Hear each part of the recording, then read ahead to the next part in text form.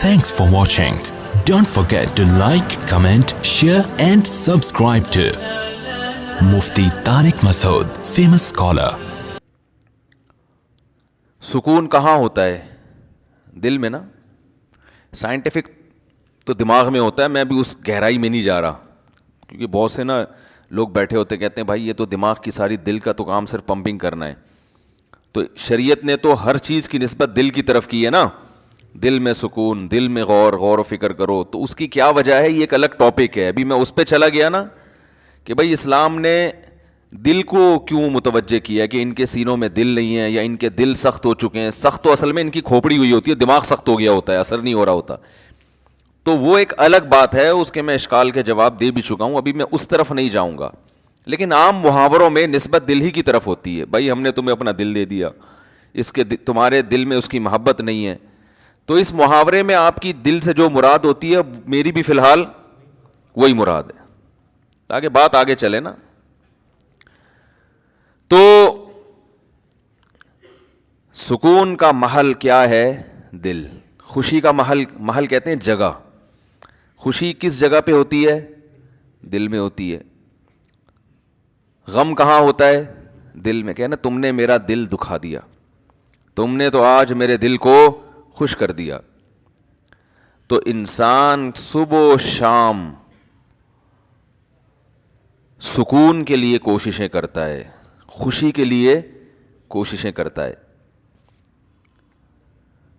تو خوشی کے لیے انسان کی جو کوششیں ہوتی ہیں, تو جب ان کوششوں میں کامیاب ہوتا ہے تو خوشی محسوس کہاں ہوتی ہے؟ دل. تو پتہ یہ چلا, دیکھیں انسان خوش ہوتا ہے اپنی محبوب چیز کے ملنے سے, ایسا ہی ہے نا. تو دل کب خوش ہوگا؟ جب دل کو اس کی محبوب چیز ملے گی. دل چاہ رہا ہے یہ کھا لو, کھاؤ گے تو خوش ہو جاؤ گے. دل چاہ رہا ہے یہ کر لو, وہ کام کر لیا تو خوش ہو جاؤ گے. دل چاہ رہا ہے کہ یہ چیز مل جائے, گاڑی مل جائے, مل جاتی ہے تو دل کیا ہوتا ہے؟ خوش ہوتا ہے. تو سارا جو مسئلہ ہے نا وہ ہے دل کا. تو یاد رکھیں کہ دل کو خوش کرنے کے لیے یہ ضروری ہے کہ اس کو اس کی محبوب چیز ملے. تو جن چیزوں سے دل کو پہلے سے محبت ہے نا, وہ انسان کو ملتی نہیں ہے. ٹینشن والا مسئلہ یہ ہے. آپ کہیں بھائی جو اتنے لوگ خوش ہوتے ہیں ان کو ان کی دل کی پسندیدہ چیزیں مل جاتی ہیں تبھی تو خوش ہوتے ہیں نا. بھائی مسئلہ ایک دل میں بہت بڑا فالٹ یہ ہے کہ اسے اس کی جب محبوب چیز ملتی ہے تو اس کے دل میں اس سے زیادہ کی خواہش پیدا ہو چکی ہوتی ہے. سمجھ رہے ہیں بات کو؟ لہذا یہ پہلی مرتبہ میں تو اس سے خوش ہوتا ہے, اس کے بعد پھر یہ اس سے خوش نہیں ہوتا, اس سے زیادہ مانگتا ہے. ہمارے ایک دوست ہیں, اللہ نے ان کو مالی وسعت دی, وہ ایک زمانے میں بڑی غربت تھی, تو مجھے اپنا واقعہ بتا رہے تھے کہ یار جب ہم غریب تھے, مدرسے میں پڑھتے تھے, کہتے ہیں تو میں نے اس وقت کہیں سے ہمیں یاد ہے ایک پراٹھا آ گیا کہیں صبح ناشتے میں سوکھی روٹی ملتی تھی. تو کہہ رہے ہیں وہ پراٹھے کے نا ہم سب طلبہ نے ٹکڑے کیے, ایک ایک ٹکڑا, ایک ایک پراٹھا سب کو ملا, یعنی پراٹھے کا ایک ایک ٹکڑا سب کو ملا. کہہ رہے ہیں یار اس وقت اس میں اتنی خوشی سے ہم نے وہ ٹکڑا کھایا ہے کہ اب انڈے مکھن میں وہ مزہ نہیں آتا.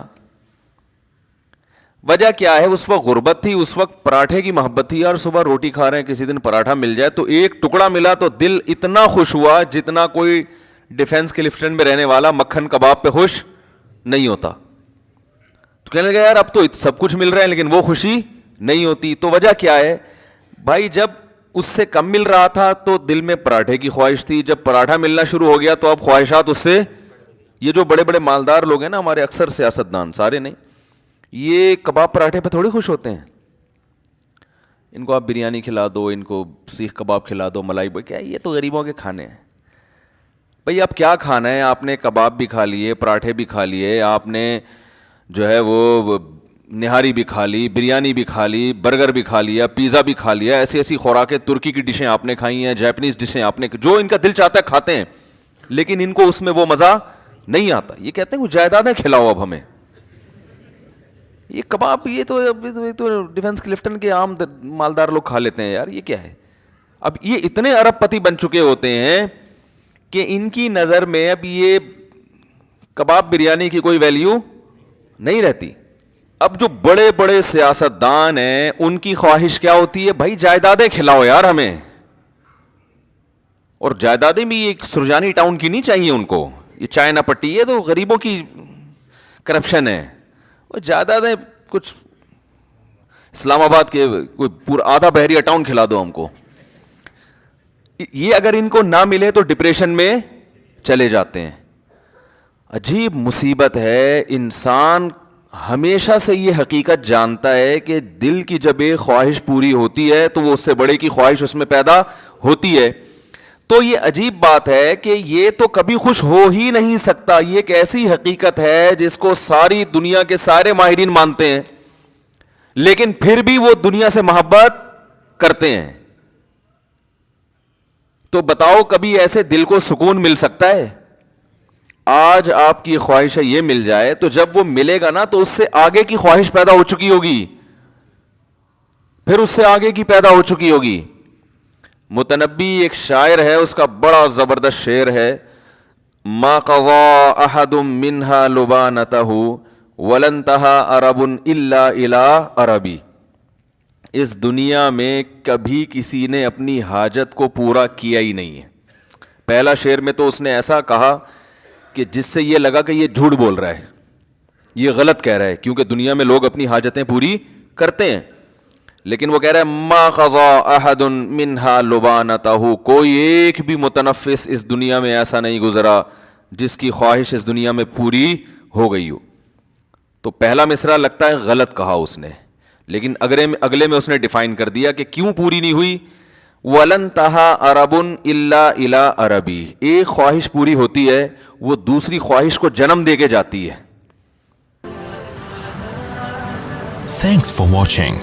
Don't forget to like, comment, share and subscribe to Mufti Tariq Masood Speeches channel.